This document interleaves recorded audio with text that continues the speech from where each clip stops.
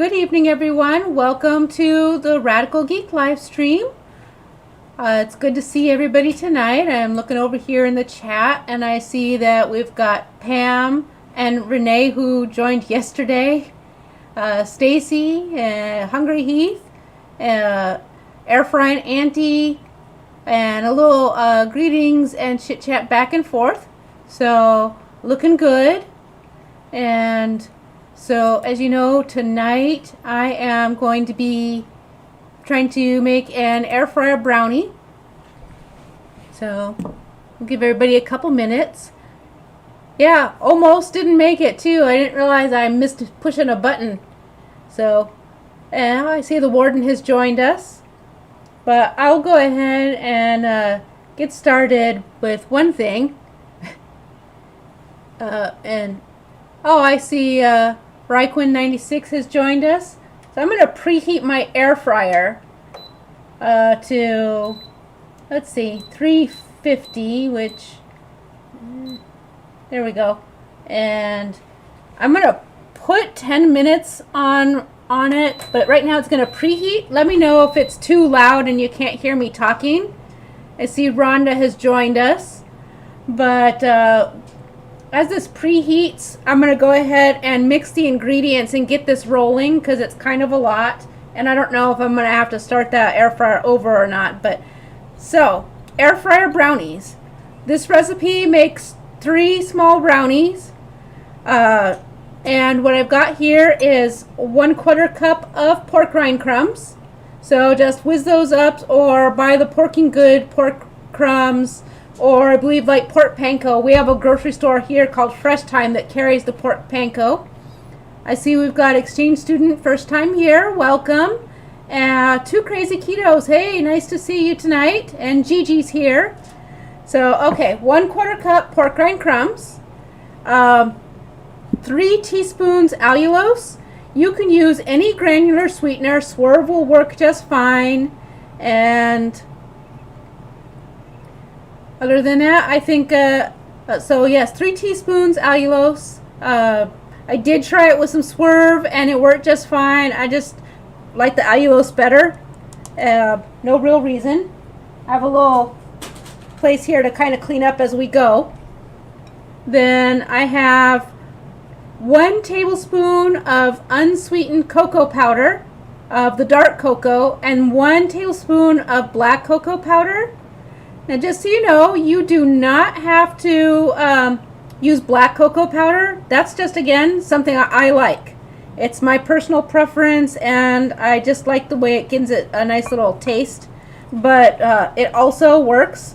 You guys, I fed my family a lot of brownies this week because I didn't want to eat them myself because I didn't want to get too many sweets. But it works fine with just the unsweetened cocoa. So there's that as well. So you take, and then also a 1/2 teaspoon of baking powder, which is, you know, the favorite rising agent of many keto baked goods. The good news is that this recipe is pretty flexible, so nothing is like any major big deal. Rid of this. Excuse me a minute, my little dishes container tried to run away. So, let's see, who else has joined us? Hungry Heath. My moderator is upstairs somewhere. I don't know what I think they're playing a game because everybody in our house has been working super hard. And I'm just mixing up the dry ingredients to get them combined. But I got it, and this kind of always happens in my household, is I get it in my head that something has got to get done. And I never realize how much work effort it's actually going to be. Like, I honestly thought we were going to rip carpet off our stairs, sand them, stain them, and be all done in one weekend. Not thinking about how enormous an undertaking this actually was going to be. So now our stairs are still all ripped apart, and we aren't even done with all of the sanding. Because of course I didn't think about doing the sides and ripping off baseboards and redoing the whole thing. So get your dry ingredients good and mixed together, because the next step is going to be to incorporate wet ones. And I did notice that in this case, order of operations matter. So, and you just want to make sure that you get your cocoa powder blended in well with the pork rind crumbs. It makes a difference. And you don't want any little baking powder clumps, which for some reason, when you put baking powder in with cocoa powder, it wants to make little teeny lumps. So you just want to make sure you get it all combined together. The next step on this, I have somewhere 1 whole egg, and you just dump that in, and 4 tablespoons melted butter. Yes, my table was crowded. I had to stick little containers everywhere. So it seems like a lot. It's 4 tablespoons of butter, but I think if you've done keto baked goods before, you know that we use a lot of our dry base is often very absorbing, so you do need a lot of the liquids. So therefore, 4 tablespoons. I used unsalted, but you can use salted. They do taste a little extra salty. And I see there's my moderator now. There's Attila, so we're all safe from random grifters, which my channel is too small. Nobody's going to care, so we won't worry about it. But so then you're going to just mix your wet ingredients and your dry ingredients. It's probably useful if you blend your egg first, but I am always too lazy to do that and prefer the hard way of trying to make sure it breaks up while I'm mixing the batter. So let's see. Oh, 2 Crazy Ketos said they made amazing chocolate brownie bites for Christmas. Came up with the recipe on her own and they were so good. That's awesome. Now, and this makes, like I said, it's 3 pretty generous brownies. I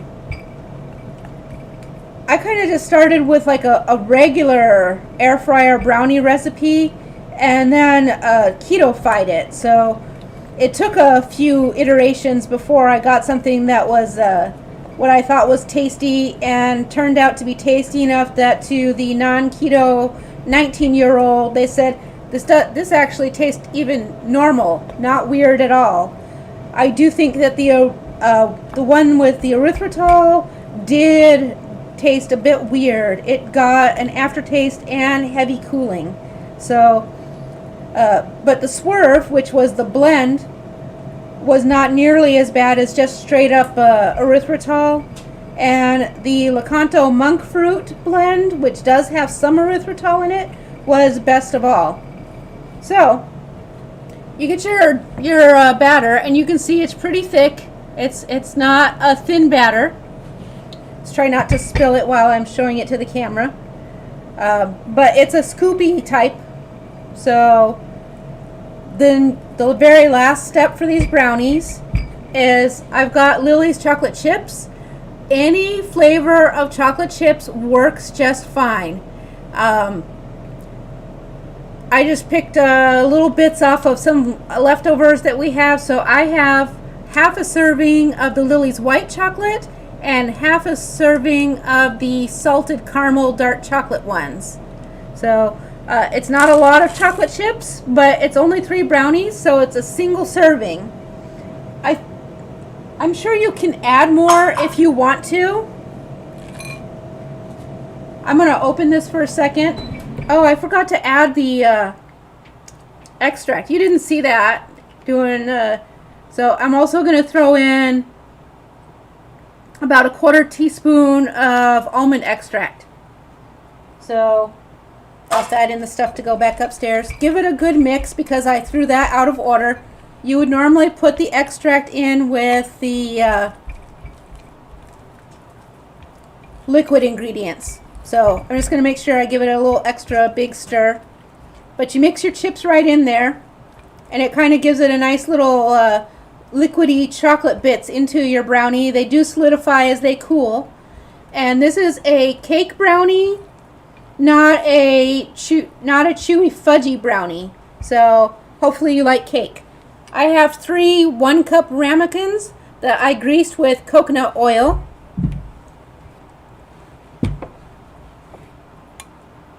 And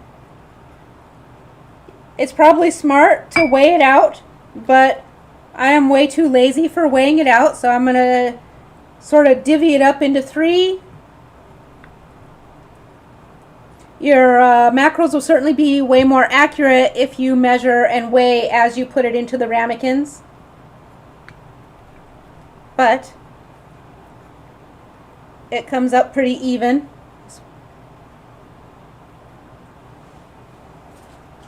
There you go. And just kind of give it a little bit of a smoosh down to smooth it out.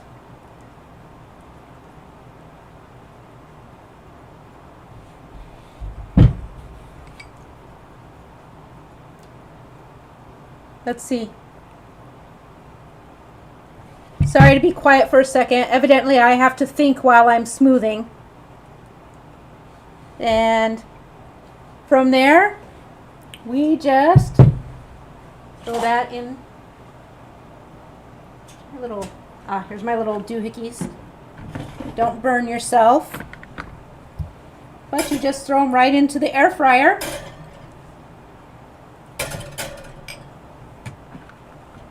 And on mine, they take 7 minutes to cook, but I believe I would say, depending on your air fryer, between 6 to 10 minutes.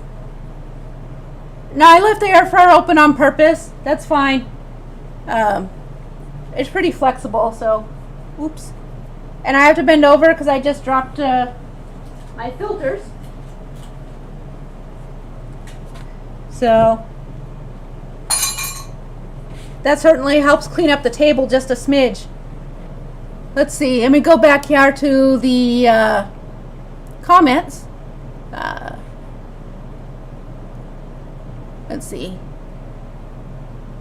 Oh, my little whisk. I didn't bring the whisk. I didn't need the whisk for these. This is too thick, so I just used the spatula. So, let's see.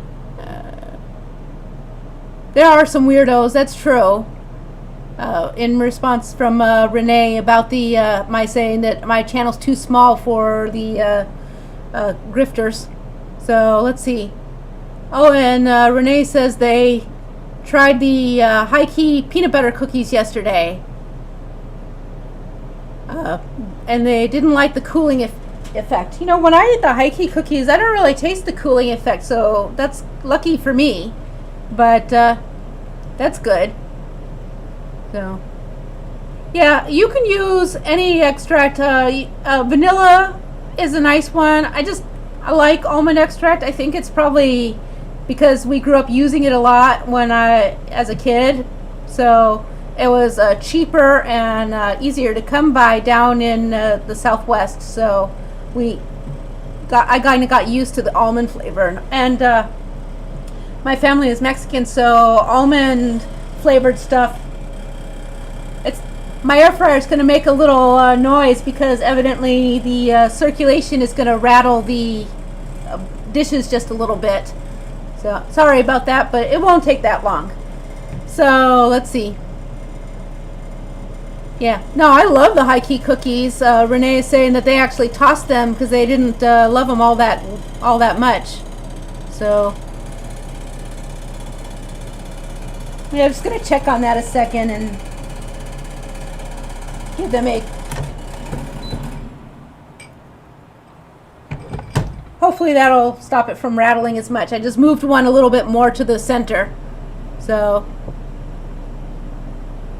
now here's the bad news about the brownies. So the brownies are delicious, but it is actually literally more than half a day's carbs for me, so I really had to be strict the rest of the day to plan this out for tonight. The brownies, it's 3 brownies. Each brownie is 240 calories. It is, that's actually rounding. If you enter it in Chronometer, it is it wants me to turn the food, but we're not. You don't turn your brownies. So it's like 239.5. So I'm rounding up to 240. Then it's 6.7 grams of protein, 22.4 grams fat. So it is actually, if you are doing therapeutic keto like I am, it has a high fat content, and that's really nice. However, because of the allulose and the chocolate chips, it has 12 total carbs. So, yikes. However, it's 4 grams of fiber, which come from the cocoa powders. And yes, I do count my macros every day. Since you're a new exchange student, just so you know, I have to do therapeutic keto because I have a seizure disorder. I'm not looking for a weight loss keto, which has a little bit different profiles. And I've also been working hard on some body recomposition and trying to develop some more muscle, things like that. So for me, I have to count and take care of like total carbs because of the way it impacts the levels of my ketogenics. So the therapeutic keto is to help control my seizures so that I don't have seizures. So anyways, it's 12 total carbs. 4 of those carbs are fiber. 0.7 of it is starch, which comes just from a variety of the ingredients. 0.7 of it is sugar, which of course comes from, again, the cocoa powder and the stuff like that. And then it's 4 grams of allulose for the 3 teaspoons of allulose, and 2 sugar alcohols, which comes from the sweetener in the chocolate chips. So if you are a net person and you subtract everything, it's going to come to 1.9 grams of net carbs. If you only count fiber but you subtract your allulose and your sugar alcohols, then it's going to be 5.9 net carbs. So overall though, even at 12 total carbs, if it's not an all the time thing, it's not bad at all. So while these finish cooking, which I'm going to give them a quick peek here. Yes, they are looking good. They have 40 seconds left. I'm going to start talking about the coffee. The coffee that we're doing tonight is the V60. It's by a company called Hario. It is a pour-over brew. And the parts to the brewer, technically, if you wanted to, you could buy a V60 brewer and all you'll get is this top part. I have this cute little kit, but I believe at one point I've shown you a carafe that I have, so you can get a carafe, you can brew into a large mug, all kinds of things. The V60 brewer is this top part. Let me hit cancel so that turns off. It has one singular large hole in the bottom. It has a flat base so that it can sit on top of your carafe, or if you're going to brew into a mug, right in onto the mug. So it's very handy. It's very simple and portable. The kit comes with a cute matching carafe.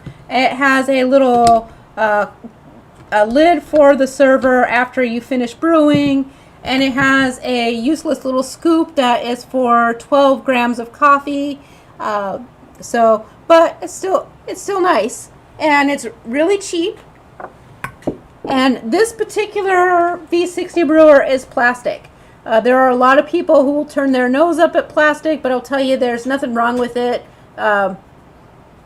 It's a great little brewer. Something about those, though, they do use cone filters. And I would recommend that you buy the cone filters that are specifically designed for the V60 brewer. They're slightly differently weighted from like the standard cone drip coffees. And they have the pointed seam. They're a little bit thicker than like a Melita filter. I see that J-Dog has joined us. Welcome for the evening. He said he had to make Patty her keto chow creamy ice cream, and also feed the dogs, which makes sense to me. So, but as you can see, as compared to like a Chemex, so here's your filter for the V60. It's a single, whereas if you get like a Chemex, which we'll do at some point because I have a large Chemex and they're glorious as well, just not as revered as, it's a different genre. But the V60 is a multi-layered, very thick and heavy weaved paper, and as you can see, it is quite a bit heavier and thicker. You can even kind of hear the difference. So, toss that over here. Before I get any further, I'm going to pull these brownies out and set my towel down so that they can go. Hopefully I cannot burn myself, which seems unlikely.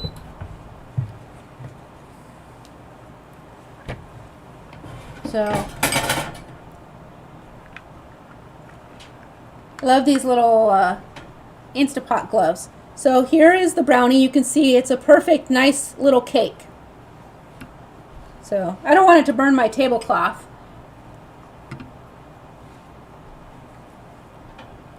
And you can see, since these are 1 cup containers, it's quite a sizable brownie. So there's a good chance that if you're not a heavy sweets indulger, you can reduce the sweetener and possibly even only eat half of one of these and be perfectly satisfied. I worked myself out today to make sure that what I ate left me space in both my carbs and everything else so that I could accommodate an entire dish tonight. Which, I'm going to take one and put it on my plate so it can cool down over here. So, when you brew V60, before I get started, I'll go ahead and take a look here. Just some general chat back and forth. I see that, okay. Hey, Attila, if you're still on there, can you, I do actually have someone on here that's not, let me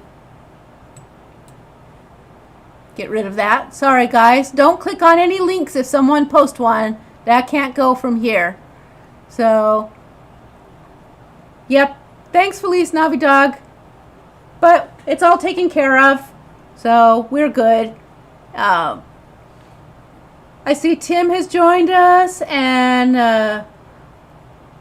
yeah, mostly lots of greetings and Merry Christmases and fun like that. And I see Cool Kid Keto has joined us.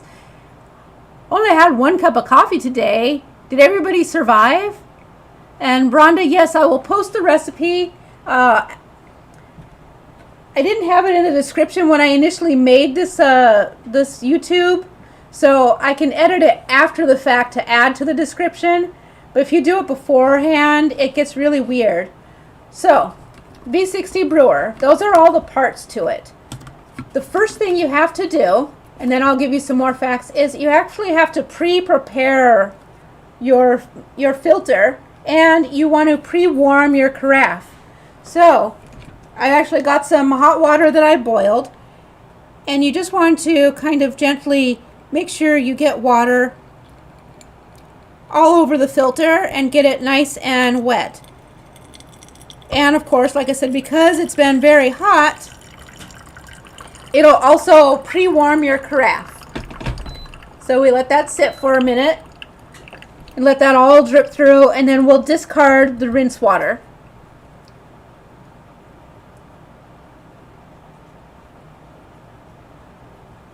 Yeah, no, and Jerry mentions that only people with certain, should be able to post links. Yes, but I know that this is right here.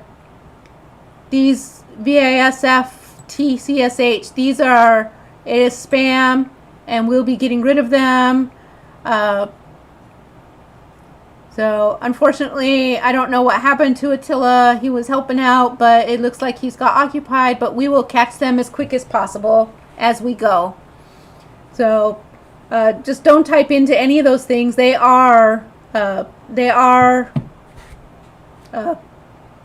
not good links. So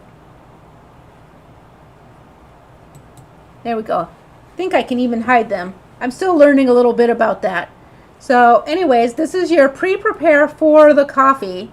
And now I feel this, and let me just empty this out.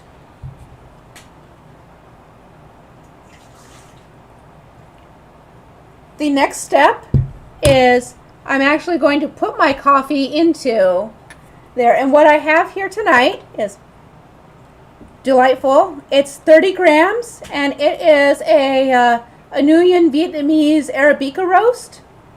And the grind on it is on the it's medium, leaning towards the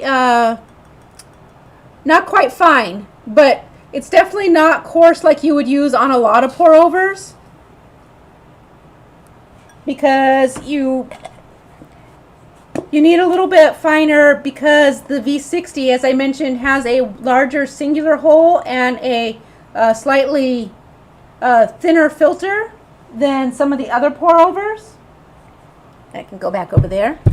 And the reason I chose the single origin Arabica is because it is a strong dark roast, but also this particular blend has kind of like notes of chocolate and cherry, and almost a little sweet aftertaste, which really complements the chocolate and the deep rich of the brownie. So anyways, once you add your coffee, you want to go ahead and stick your finger in there and poke like a little well. Get yourself a nice little well going in there. And as I said, we're going to use 30 grams of coffee, and I'm going to wind up using 500 grams of water. Thanks, Felice Navidad. Yeah, I managed to remove one of them, and let me see. Oh. Yeah, I didn't report them, but let's see. There we go. I got one of them. Thanks for the tips on that. That's helpful.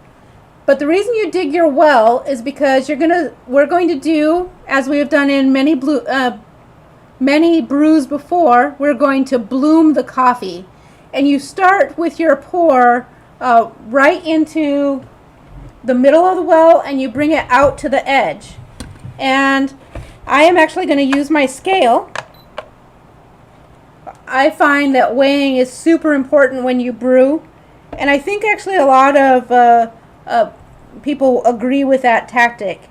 And so just need to tare that. What I really want to make sure is that I'm only using like 60 grams of water for the bloom, because we'll use more for others. I gotta stand up and look in here because I'm short for the table. But you do, and then you kind of use this circular motion. You bring it out from the top, and there we go. I've got that, and yes, it will flow through, and that is okay. Now that I've done that, I'm gonna tare it again. You're just gonna give this a minute, and you just let it steep for a few minutes, and that is so that all of the grounds can absorb some of the water, and it opens it up for the extraction.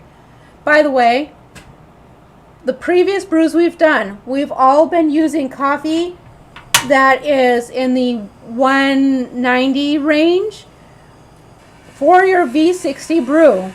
The hotter, the better. And in fact, now that I've got this bloom going, I'm gonna make sure my water comes back up all the way to a boil. So let's see.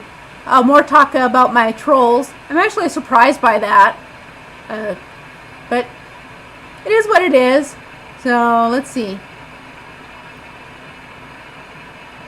Oh, yeah. So by the way, and so when you're weighing your coffee, you weigh your whole beans first, and then you grind them all. So you would do 30 grams of whole beans. So to 500 grams of water, that would be your ratio here. It also means now there's like 2 stages here to your V60 brew. My water has just hit that boiling mark. And the first stage is you want to take like about 60% or 300 grams of the water, and you do the exact same thing we did, but we want to do it not so quickly that you stir everything up, but enough that you really get it going and rolling and filling up here to the top. And I'm just going to keep an eye on that. You want to get it in here pretty brisk within like a minute. You don't want to linger around doing this first 300 grams of the coffee. And the reason we do that is because in just a second here, another familiar technique that you're going to remember is you're going to give it a little bit of a stir, but not all the way down in the grounds. We're just taking the crust and giving it a break. That helps bring the fines down. And then you want to stir it first one way and then the other to kind of give it a little swirl. We can take it off, and I like to give it kind of like a little bit of a swirl while it's brewing too. I think it just kind of gives it a nice little body. But once it's done that and you've given it that initial swirl,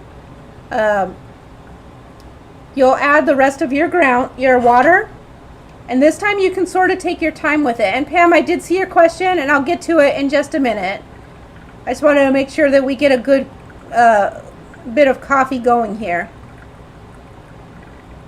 And it is important that we go ahead and that you swirl it around as you pour.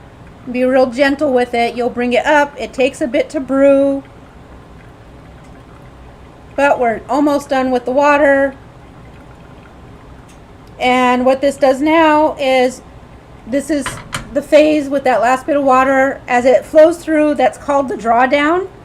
I spilled some grounds. There we go.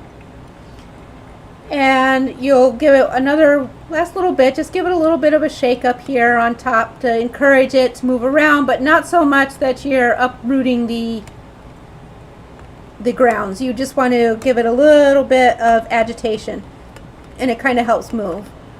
Now, and as you can see, it's brewing quite a nice hearty pot of coffee, and the water is almost down. You can see. I don't mind lifting it just so you guys can see everything. And it's just a little bit more dripping left, and you just leave it for a minute or so. It'll finish up. It doesn't take too long, like maybe 2-3 minutes, sometimes 4 if you ground too far. If you're using a V60, you'll get the hang of it. You'll need to, sometimes you'll learn, sometimes it'll brew too fast, and you'll say, well, then the next one I need to grind a little fine. Sometimes it won't take too long. Or if it doesn't drain and you wind up having to give it a stir, it means you were too fine of a grind. So chunky it up a little bit. So let's see what we've got here in the comments. And J-Dog mentions that the YouTube doesn't do anything because the accounts are just empty and they exploit a hole in the YouTube, so it's just kind of trash and they go away. It's fine. I report them anyways, just in case.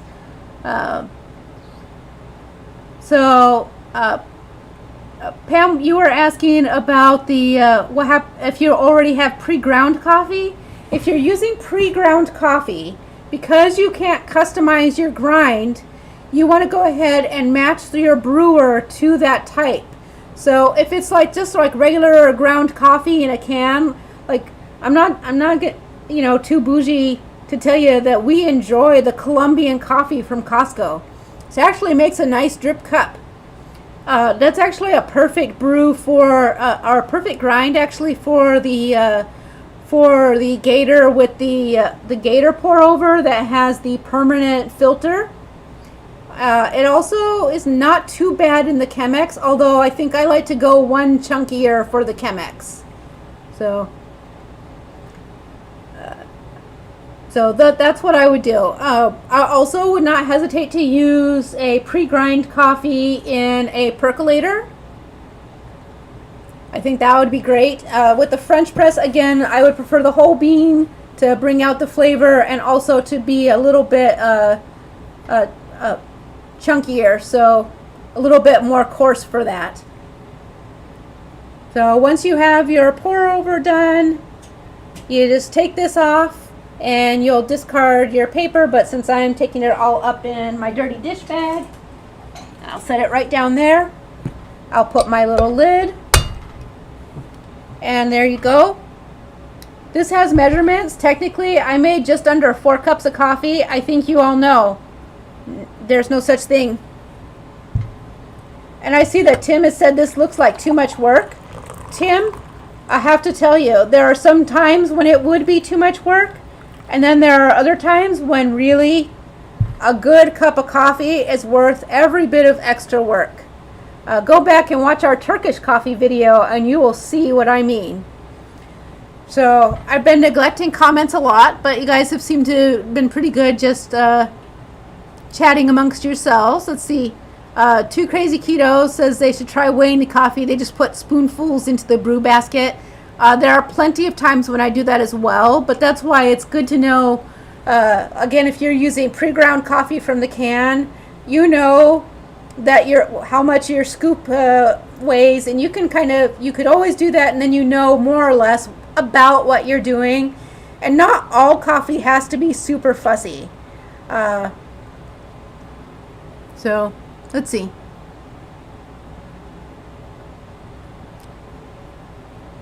Yeah, so, and Lisa has mentioned that they didn't like their pour over coffee, but they didn't do the blooming process. And yet, in a lot of coffee brews, that blooming process is super important. It really opens things up. And I can tell you right now that this smells good. It's because it's Arabica, it's not as gentle as some of the Robusto blends that I like, but it's got just a tinge of that a strongness to it, which is going to go great with my brownie, which I can touch now. So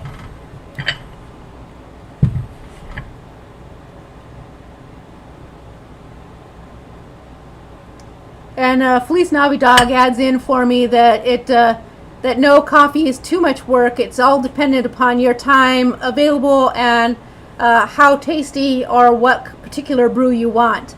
So, yep. And Cool Kid Keto mentions that their mom had a Turkish coffee made, and then their fortune was told by the coffee grounds. Remember way back when we did Turkish coffee, and I was telling you about getting your fortune told? That's pretty cool. And Two Crazy Ketos mentions that this morning they just poured grounds into the basket and said that looks like enough. There are plenty of mornings when that is my technique. And those mornings are mornings when I didn't prepare it, so that when I woke up in the morning it was already brewed. So, but and a lot of people are mentioning, you know, that that a lot of really good coffees are rather intricate or time consuming, and really you can get an average pretty decent cup, a cup that makes you happy, that's for sure, with just your standard drip, and there is nothing wrong with that, nothing at all. Oh no, it's good. So let me dive into this and show you guys the texture.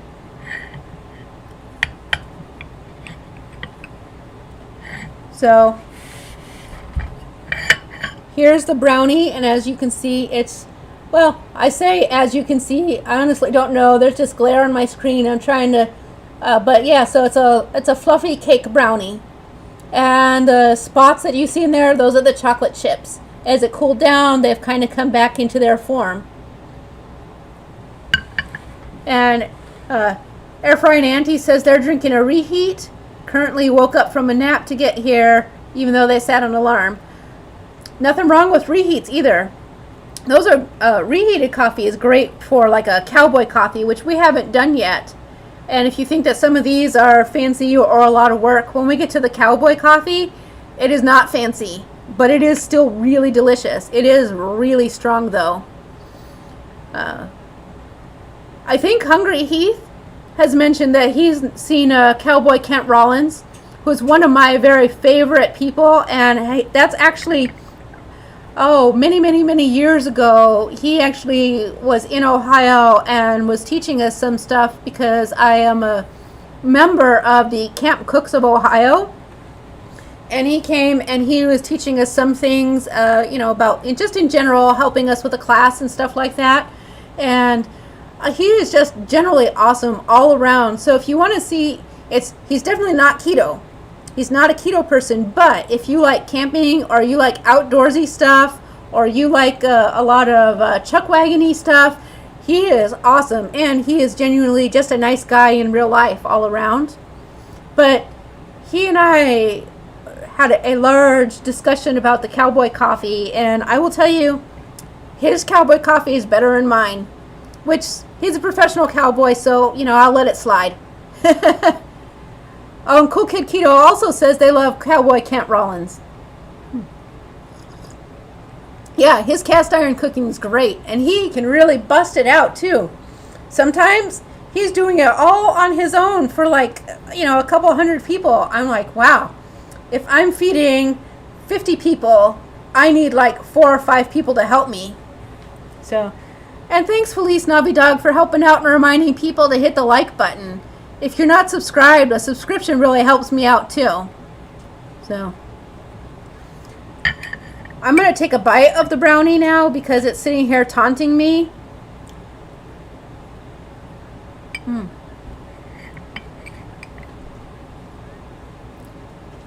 Oh, it's really good.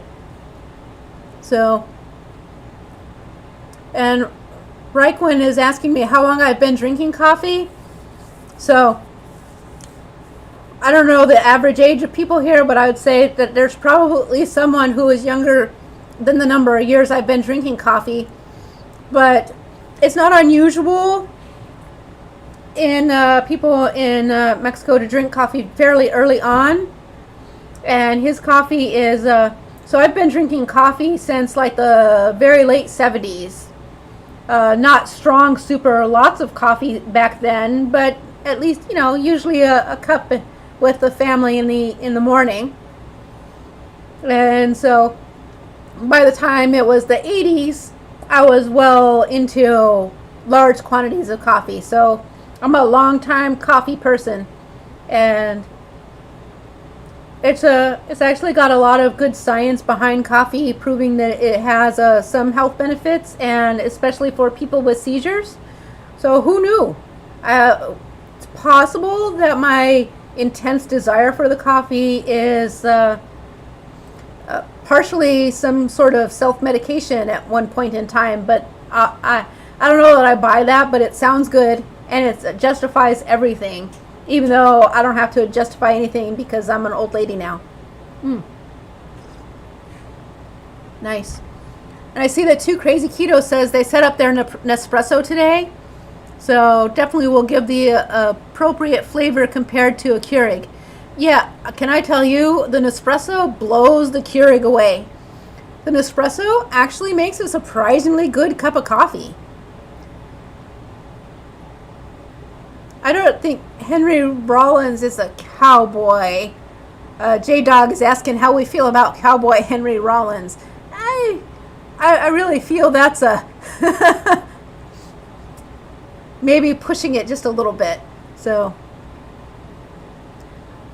oh, Caboodle Bry's here. You missed a whole brownie and everything, but that's okay. And welcome Karen too. So. Anyways, so now I'll talk to you a little bit more about the V60. Oh, it's really good. I know, I'm topping it off and I'm barely even halfway through. But, waste not, want not. So, the V60 is what I was talking about before, is by a company called Hario. And Hario is a Japanese company that has been in business since like the 1920s.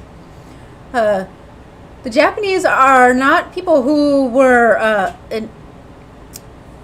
innovators when it came to developing and harvesting coffee, but they did trade and develop a really huge coffee culture.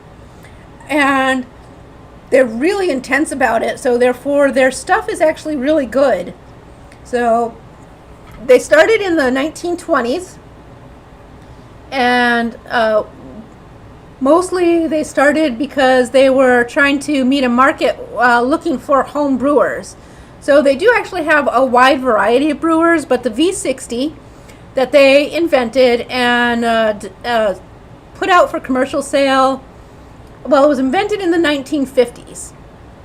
And at that point, it was actually smooth. You know what? 1 second. Let me get rid of these grounds. I want to show you some things about the V60. So in a regular pour over, you've seen me with the one that has the permanent filter, and I'll show you a Chemex at some point. But the V60 is called the V60 because they have made a very exact 60-degree angle on the cone.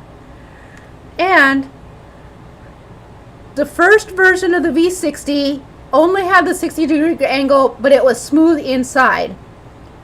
In the 1980s, they did a redesign on the V60, and they have added, let me see,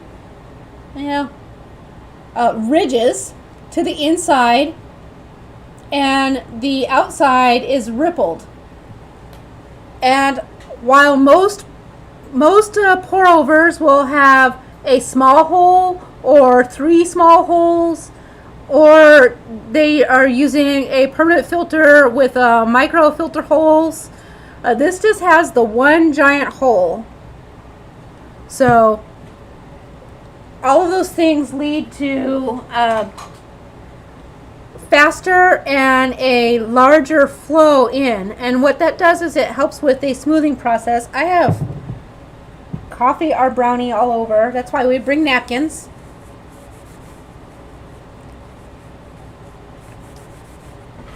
Sorry, 1 second to clean up and tidy. But it helps with the actual brewing, and that is why the V60 is such a well-touted brewer. It's actually the #1 recommended pour-over brewer, and actually, I believe it is like the last 5 of 7 world champion brewers, one with recipes they've developed for the V60. So maybe in the future, we'll take some of those champion recipes and do champion brews in our V60s. It was actually in the 80s when they released it for commercial retail. So it was for professionals before then, and then boom, out to the public. And when they did that, that is when they came up with, they have it plastic, ceramic, which is super cool, but I'm too cheap to buy a ceramic one because I have a perfectly serviceable plastic kit. Copper, I may eventually buy a copper one because, you know, I have a weird thing about my copper. I just love it 100%. And then it comes in 3 sizes, a small, medium, and a large. Don't let that fool you. This is the large. So say what you will. The small is actually just a single cup brewer.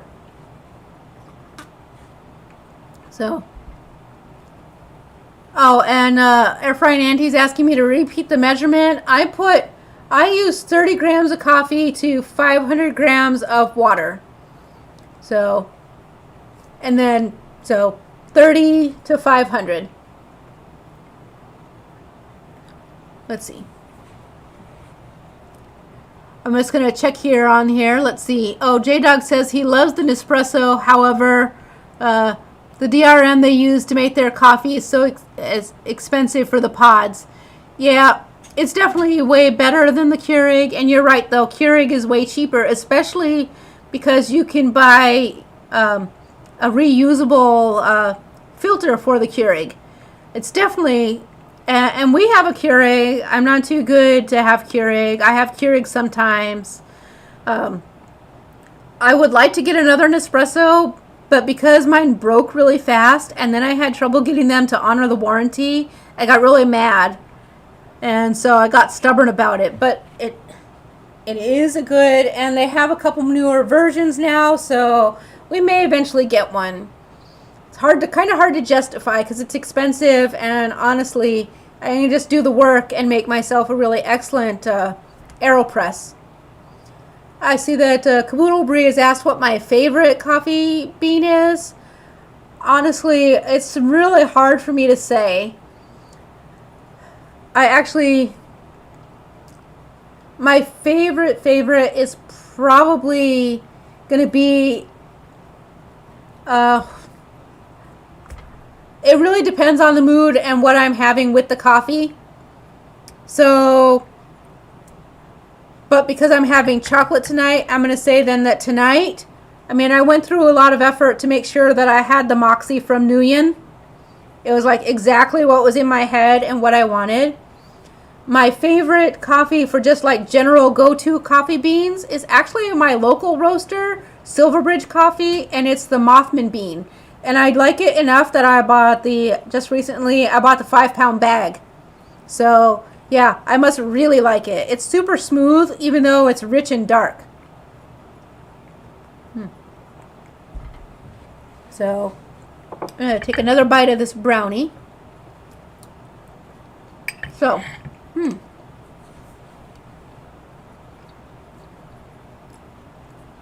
very tasty. I actually feel like I put too much sweetener in there. It's very sweet. Or maybe it's the white chocolate chips. So, anyways, the V60. So we kind of want to ask what makes the V60 so great that all of these champions are using it. And as I mentioned about having the ridges and the ripples in the cone, grams and milliliters, it's basically the same measure. So I call it grams because my digital scale is in grams, but you could call it milliliters at all. So this is the cone that came with this brewer is meant to brew 5 cups of coffee, but 1 cup is 130 milliliters. So, it's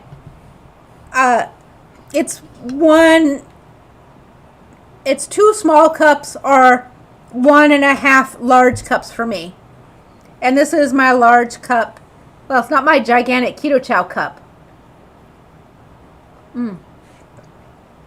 So, 30 grams, 500 milliliters. Milliliters and grams when it comes to water is the same thing. So, okay, anyway, so the large hole in the V60 brewer lets you adjust the flavor because you can alter the speed of the flow of the water a little bit better. That's why I did my water in like 2 stages. And it's also, though, why you have to use the boiling water as opposed to a lower temperature water. If you have a super strong, extra bitter bean that you have ground, you probably could get away with not boiling, but I say you're still better off with the boiling water. Oh, and Airfryer Auntie says that they were just browsing Amazon and they found a purple camel colored one. I believe now you found your V60 brewer. Ooh, orange would be awesome. I don't know. They have so many colors and choices.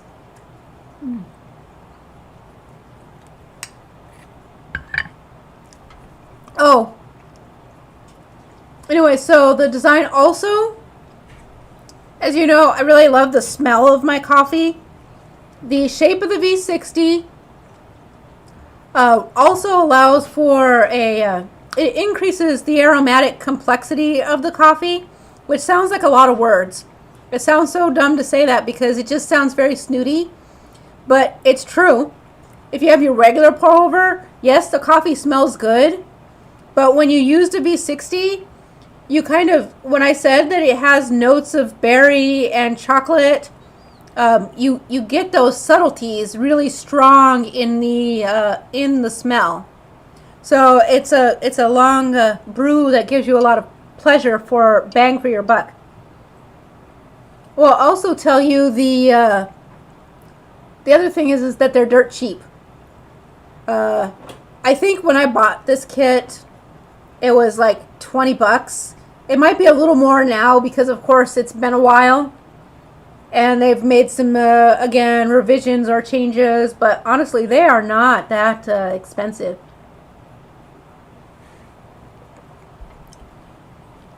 So, I don't know what this is. So, I'm going to delete this comment.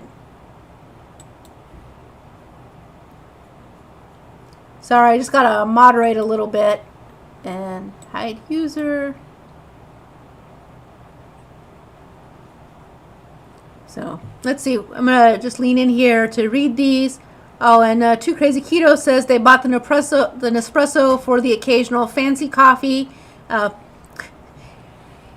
the amount of coffee, they'd go broke if it was the main coffee maker, for sure. So I did hear that you could get refillable pods now, but I don't know if they're as well known and proven out the way the reusable Keurig is. Yeah, we've actually had like 3. I'm really getting it tonight, which is shocking because I don't even have like 200.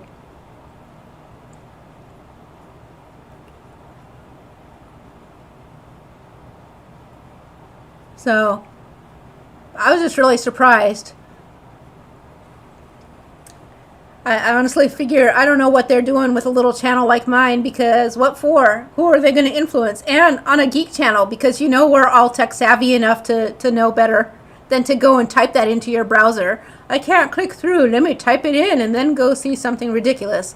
Yeah, no, we're not that dumb. It's a little annoying. So,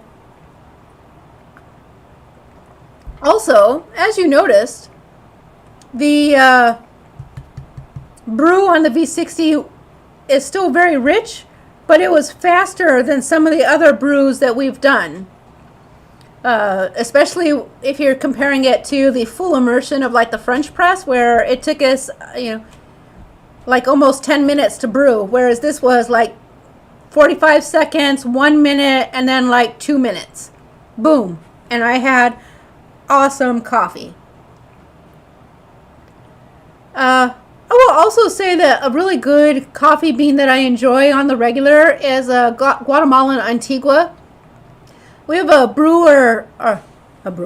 roaster in our area called Odyssey Coffee, and they import a Guatemalan Antigua that I just love.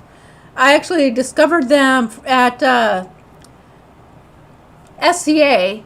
Yeah, from the Society for Creative Anachronism. I went to Penzic War, and they were vending there, and man, I fell in love with their coffee.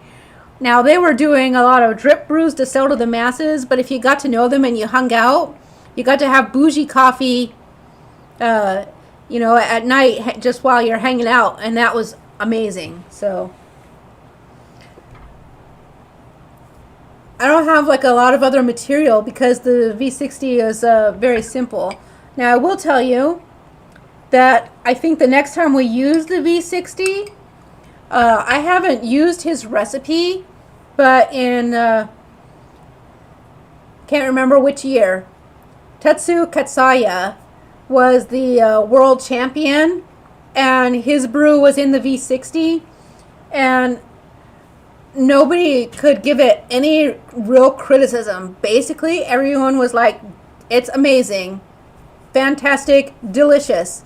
And if you listen to judges in coffee competitions, almost always, very universal, they've got a lot of complimentary things to say, but they really dive in there and rip it to shreds, and they could not do that with his, so I think we'd better try it. So,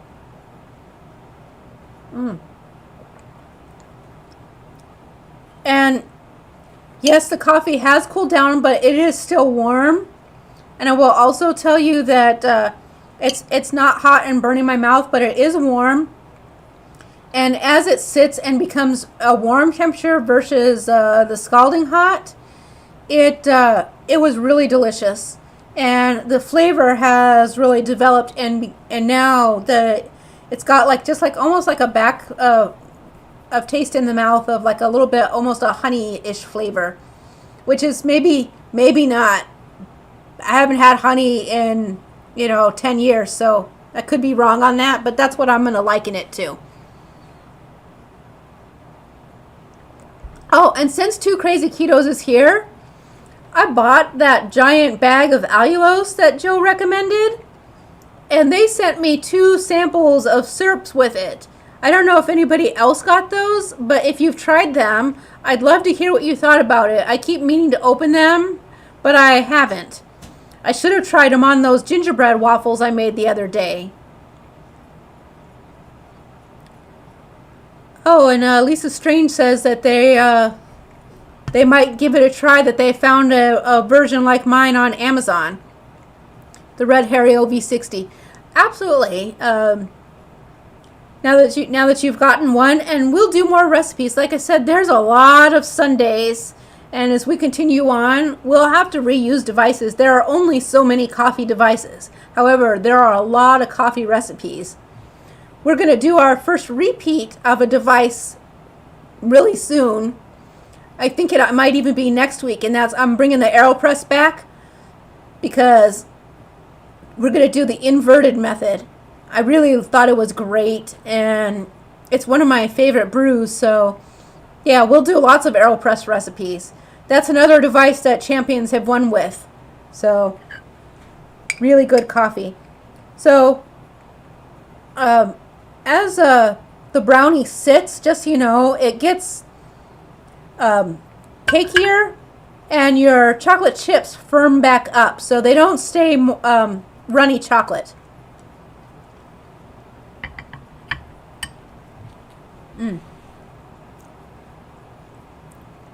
But it is really good with the coffee.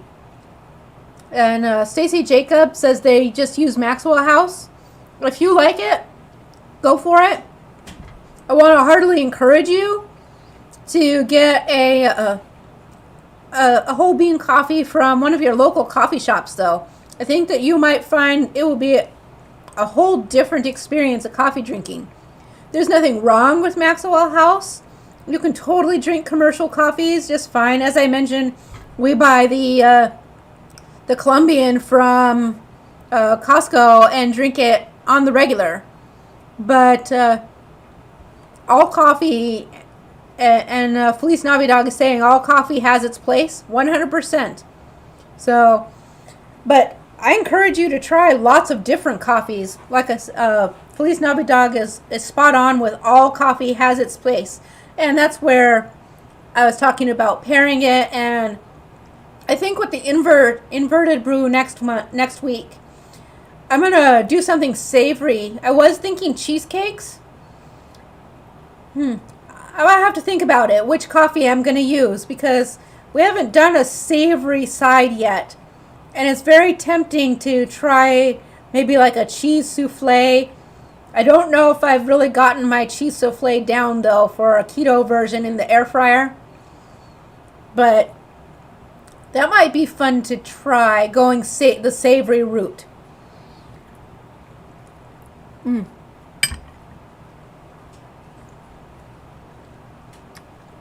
Sorry to be rude and just eat that. I'm hungry, and it's pretty tasty.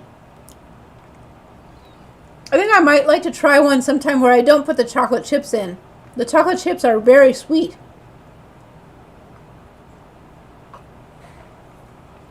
So Cool Kid Keto Vietnamese coffee. That is what I'm having tonight. If you want a good Vietnamese coffee, try this brand, Nguyen. They import their beans direct from Vietnam, but they're actually they're roasting the coffee in Brooklyn. So if they're looking for regular coffee, if they're talking about the Vietnamese blends, you want to buy a Vietnamese coffee fin. We did if they are not keto and they do sugar, you brew from the fin right over sweetened condensed milk. I used a keto sweetened condensed milk. So, but yeah, so I like, for Vietnamese coffee, I like Nguyen. There's a couple of other roasters, but I like this one the best. And like I said, this one is their Moxie, which is the Arabica. Most of their coffees are Robusto, and the Robustos are next level delicious. One of the things I want to do is go ahead and make myself another of the keto sweetened condensed milk and make the Vietnamese iced coffee. Those are very popular all over Vietnam. And while it is very sweet, sometimes it's a little too sweet for me. Once you water it down with a lot of the coffee and the ice, it's really quite nice. So we'll do that sometime as well. So now I will say we're kind of trashing a little bit about the Starbucks coffee, and the coffee, the Colombian coffee from Costco is actually the same beans that Starbucks uses. However, it is not the same roast. It is from the same roaster that roasts the Starbucks coffee, but it isn't roasted as long as the beans from Starbucks. Now, I am not fond of the plain black coffee from Starbucks, already brewed. However, if you buy the beans, the whole beans, not the ground, the whole beans from Starbucks, you absolutely can grind it yourself and actually use a different brew method, not a drip method. You would want a full immersion method, and you can make a decent cup of coffee out of the Starbucks Arabica beans. Technically, if you grind it into the uber super fine, extra espresso fine powder, you could even make a Turkish coffee out of that Starbucks coffee beans, and it will actually taste good. Not as good as good Turkish coffee, but it'll pass. It'll pass. It's still not the best. So, the reason Starbucks coffee tastes burnt is because of over extraction in their brew process, and also the very deep roast. They've got some very bitter beans, so it really needs a different brew method than what Starbucks commercially uses. So, I'm glad we're having this talk about the Starbucks coffee. I completely got rid of like our regular topic. So, that's okay. There's nothing wrong with whatever coffee you like. Let's see. I know I missed a lot. Let's see. DRM. Lots of comments about liking the egg coffee. I love egg coffee. And one thing, though, that I find is that sometimes the egg coffee has too much foam, and I have to scoop it off a little bit. Sometimes I make an egg coffee and scoop off half the foam and put it on a second coffee. It's not blended in and froth that way, but it's still pretty good. It's a little weird. Oh my gosh, what is with this? I am just getting slammed tonight, you guys. Remove.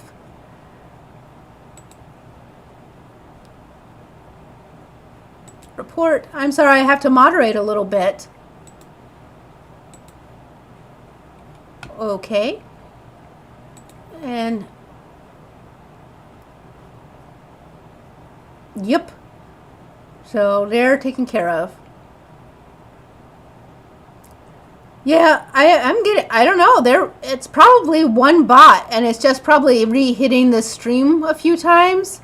we're almost done, so I'm not too worried about it. But yeah, so it is what it is. At least, though, I will say I may have got more of them, but at least they didn't spew out some horribly nasty things. Oh, remember that night on the Hungry Horde with the. And I'm not even objecting to foul language or dirty things, but when it's just some stranger dropping it into a stream, what the heck is with that? No, thank you. So. Oh, and J-Dog says that they missed their DeLonghi 3300 Magnifica. It got too gunked up, so it's also in the garage. Oh, you can totally get that taken care of. I had a Cuisinart grind and brew. It was not the greatest, but the grinder died on it, and then at that point I was like, well, then I'm just going to get a better brewer. It might just be removing them from your screen, but I'm also grabbing them and removing them as well. So it is what it is. Again, these things happen. I'm not new to the internet, so a little troll doesn't hurt me at all. Gives us a little something else to talk about, right? So are there any other questions about the V60, or what other coffee questions do we have before we go? Or I will tell you something more about the brownie. To refresh, I used a 1/4 cup of pork rind crumbs. That is because I know a lot of people here don't eat nuts, but you should know that the recipe does work if instead of pork rinds, you use 1/3 of a cup of almond flour. I didn't use coconut flour. I didn't get that far in the testing, so I don't know, but I can't imagine why it wouldn't work if you wanted coconut flour instead. You know what? If my non-keto 19-year-old says it doesn't taste funky or it tastes normal, I'm going to go ahead and stick with the pork rinds. Less carbs is less carbs. It already has 12 total carbs. I don't need to add more by adding almonds. Does it matter whether it's Airfryer Annie's asking if it is better to brew it over a cup or the carafe? No, one's not better than the other. I just happen to really like my little carafe, and for me it's nice. Usually you'd use the carafe because you're making multiple cups, and then you're going to serve it to more than one person. If you're just one person and you're making a single cup for yourself, right into the cup is more than fine. Sometimes, and not with the V60, the way it filters and the way it's a bit speedier, it does not benefit from the extra aeration of pouring from a carafe into a cup. But some brews absolutely benefit from that. The French press, for example, is better if you pour from the French press into a serving vessel and then into the cups. So, oh yeah. The subject of Nitro cold brews have come up. Those are amazing. I love me a Nitro cold brew. I've definitely wanted to see about learning how to get a little kegerator type thing to make a Nitro cold brew at home. But honestly, that's been a bit on the cost prohibitive and complexity line for me. And I think you guys know I'm willing to go through a lot of effort. So for me to say it's a lot of effort, I just haven't got there yet. So let's see. Oh, and the question is out there, if I were to use coconut flour, would you change the liquid measure? I wouldn't change the liquid measure. I would change the amount of the dry ingredient that I was using. So I would probably use like 1/8 of a cup of coconut flour. I don't know, because I haven't measured it out to really pay attention. Do I have a link to the V60 kit that I have? You know what? I probably do. Let me pull up a keyboard and see if I can find it. I'm sure I can get one. Let's see. Maybe. It's asking for a lot of effort here. Possibly. I don't know. Amazon has to think a lot right now. Let's see. V60 kit.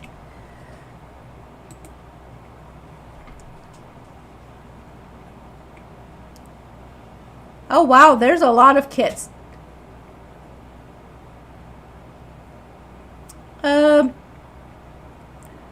It didn't come up right away in the search, but I did find one that is similar. Let me grab it for you. 1 second. Okay, I'm going to post this link. It's going to be messy because it's long. Because I'm not going to go through and shorten it. But there you go. Oh, it sort of shortened it automatically. I hope that worked. But yeah, so that's a really cool one, by the way. It's clear. Yeah, it's basically the same as what I've got, but it's clear and black instead of red. I'm sure that will lead to searching and finding all of the others. Wow, Amazon really thinks I love coffee. I'll go figure. So, all right. There's that link for that. And honestly, that link that I said, it looks like it's only $23, so it's definitely still very affordable. Not bad at all.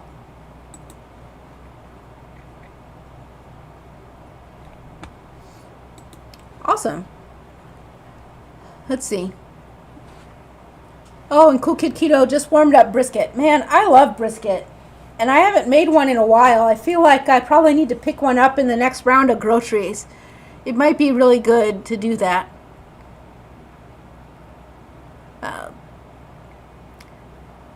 What else do we... I'm just trying to think for a minute.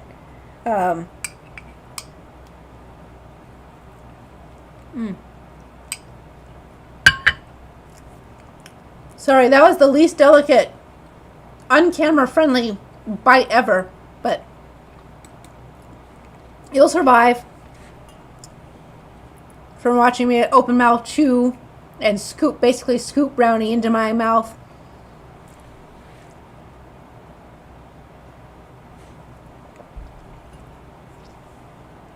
Oh, and Airfryer Andy says that they searched in V60 kit and got a chainsaw.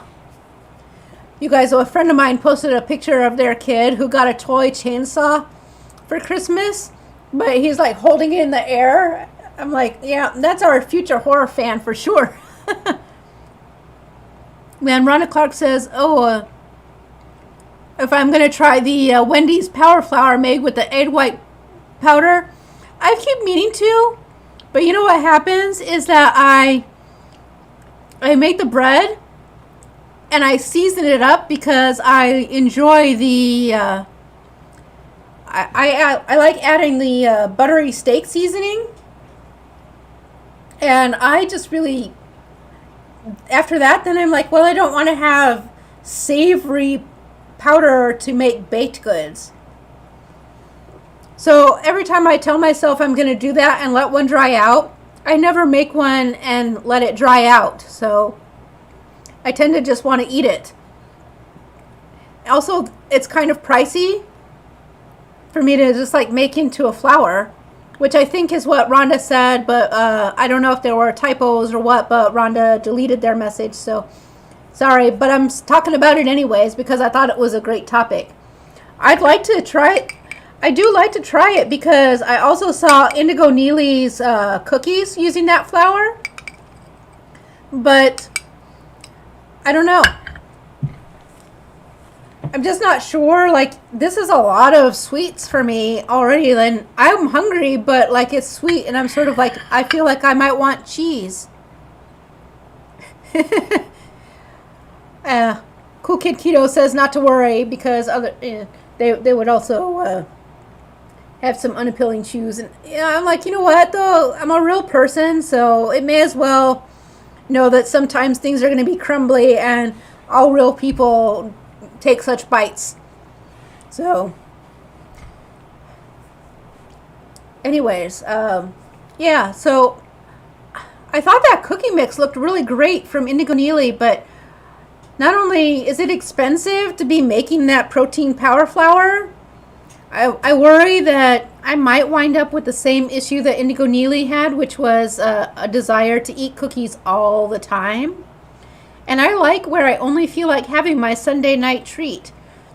And like I said, I don't know if I'll finish the whole brownie because it's fairly tempting to say the stream is just about over and I could go and have a cheese. You know, I ran out of Advent cheese, and I was kind of wondering about, I feel like a lot of people gave up dairy and they're following the BBBE, which I don't have a problem with, but BBBE is not for Matreya's. And I still love cheese in a major way. And I'm very reasonable with it. I don't go all crazy and eat like 10 ounces of cheese a day.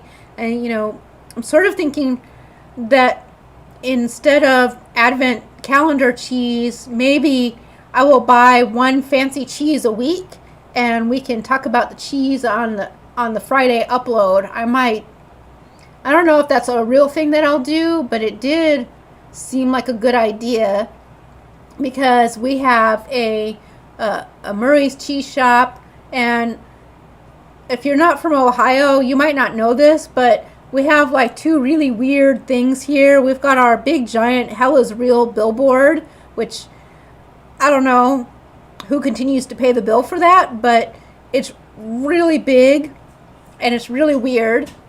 And then the other thing we have that is Grandpa's Cheese Barn, and that is a huge store, and they have a lot of crazy stuff, but Grandpa's Cheese Barn has hundreds of kinds of cheese. So I easily think between that, and then we have Jungle Jim's, which also has tons and tons of imported cheeses. So I think that might be fun to just kind of add that in.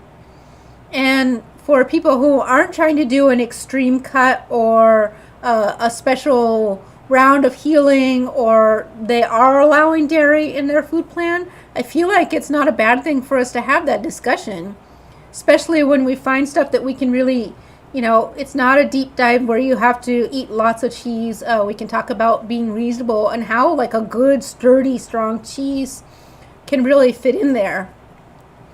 I know I myself find cheeses that are really super easy to eat. Those are the ones where it's easier to accidentally go overboard, whereas a sturdy cheese like a good Parmesan Reggiano, I'm going to eat a piece of it, but I'm not going to eat like 10 pieces of it. So I thought that might be a fun thing to do. I mean, it's definitely keto compliant, and we don't talk about it very often, and yet there are very few people who don't love cheese. Lots of people who don't eat cheese, but you could still learn about it even if you don't want to eat it. So, yeah. I would love to go to Cowboy Kent Rollins' coffee shop. How awesome would that be? Hi, Tim. Welcome back. Hey, I'm glad that you had company, though. That's awesome. I love to visit with people and see people, and it's been so hard lately to do that. We were even going to have, my brother from another mother stop by, and he was going to help me out because he's a photographer. And I was like, I need to do like those fun pictures so that I can make myself thumbnails, like with a giganto cup of coffee for like coffee talk stuff, or, maybe a questioning face. And I thought it would be fun, but we tore up the house instead, and I was like, I don't want people in my house while it's like a giant pile of sawdust. So, yep.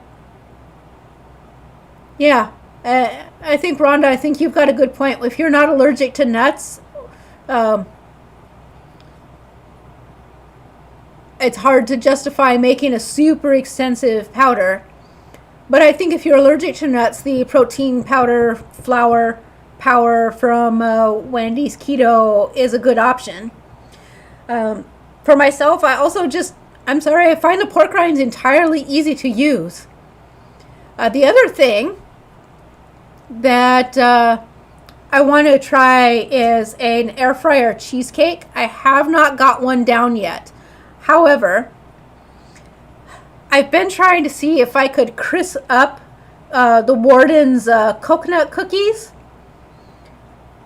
to use for like the base in there, because the crustless in the air fryer, the bottom overcooks too much. And so I did need to add a crust, and I wanted to do something tasty that was a little bit different from the standard crumble. May wind up having to be the standard crumble. But I really enjoyed those coconut cookies, and they're really super low carb and gentle on the stomach all around for people. Plus, I thought coconut would go well with cheesecake. So I'm trying to crisp those up a little bit to see if I can't make that the base underneath the cheesecake and make an air fryer cheesecake. So wish me luck on that. Coffee, cheese, bacon. I don't know about that. I would probably think coffee bacon or cheese sauce with bacon, but not coffee with cheese and bacon together. It's too many flavors. So, but, all right. We are ending up here on time. If there are any last minute questions you have, pop them in here. Yes, I promise to post the brownie recipe and make sure we get it in there. So, and Rhonda made an oven cheesecake yesterday using crushed lollies, walnuts, and almond flour. That sounds amazing. I have a crustless cheesecake that I make in the Instapot. That is awesome. A pumpkin one. But now the other dessert that I made for myself is not really it's a dessert, but I actually recently just made gelatin. I made it because I used a little bit of coconut milk, the Thai Kitchen can of coconut milk. And I used a little bit of it for a recipe. I don't even remember what recipe it was. But then I had like 3/4 of a can. So I melted it down with some almond milk and then mixed gelatin in. And I put that in, layers of that into here. And then I made a coffee gelatin and made a little thin coffee gelatin on top of it. I will get a picture of that and post it tomorrow. I think most people would want to add sweetener to it. I would recommend a little bit of a liquid sweetener, maybe a little monk fruit extract if you really need it. I just left mine unsweetened because I don't need the sweetener. So, but I do love that kind of coffee jelly. I learned about it in Japan. That's where I became a coffee jelly addict. It was just like another feeder into my coffee habit. So, really good. Oh, yeah, I'll share that out. Actually, I will post that in somewhere very public for us all. The Instapot recipe is actually from Nom Nom Paleo. Only they have a crust, and I got too lazy and found out that it works amazing without the crust. So, it's really good. And at that, it's 9 o'clock, and I start work stupid early in the morning. So I'm going to go ahead and say goodnight to everybody and get cleaned up and put all my stuff away, share the brownies with my family, and I will talk to you all later in the week. Don't forget to hit the like button on your way out if you didn't hit it on the way in, and hit the subscribe if you're not subscribed, and the little bell icon so that you get notified when we upload and all of that fun YouTube-y stuff. And we'll go from there. I'll see everybody soon. I hope you all had a great long weekend and you celebrated any holidays that you celebrate. And I know that sometimes it's tough right now, but we are all awesome, and I really appreciate and adore you guys. So I'll talk to you again soon. Good night, everyone. Bye-bye.